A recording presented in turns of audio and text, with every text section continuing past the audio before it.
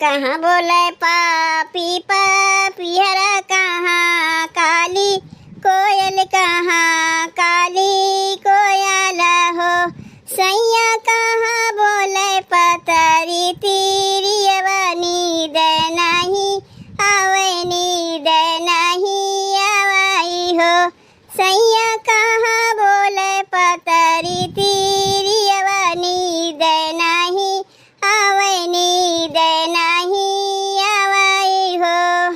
बन बोले पापी पपिहरा आंगन काली कोयल आंगन काली कोयल हो धाना से जिया पे हो धाना से जिया पे पतरी तीरियवा नींद नहीं लगाई नींद नहीं लगाई हो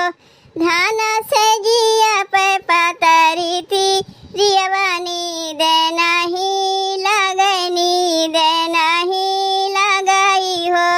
कौने बेला बोलेला पपिहरा कावाने काली कोयल कावाने काली कोयल हो सैया कौने बेला हो सैया कौने बेला पतरी तीरियवा नींद नहीं आवे नींद नहीं आवाई हो सैया कौने बेला पतरी तीरियवा नींद नहीं आवे नींद नहीं आवाई हो आधे बेला बोलेला पपिहरा सबेरे भोरे कोयल सबेरे भोरे कोयल हो धाना से जिया पे हो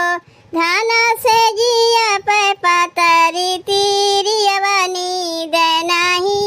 लगाई नींद नहीं लगाई हो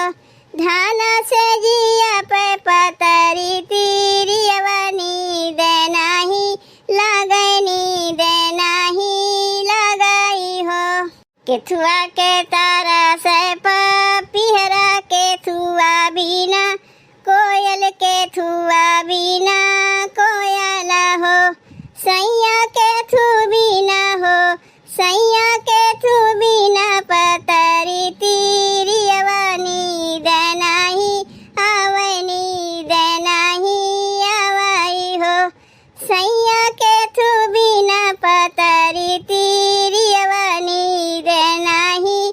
आवे नींद नहीं आवाई हो स्वाति जल तारा से पपिहरा की पिया बिना कोयल की पिया बिना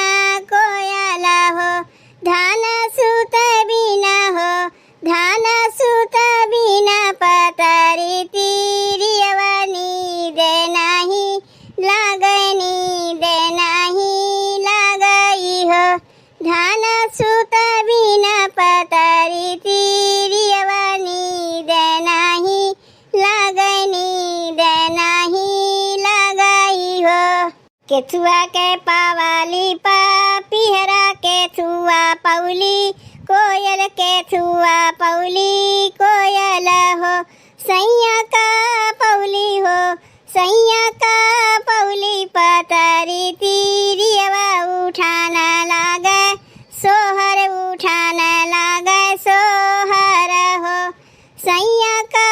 पौली पतरी तीरियवा उठाना लागे सोहर उठाना लागे सोहर हो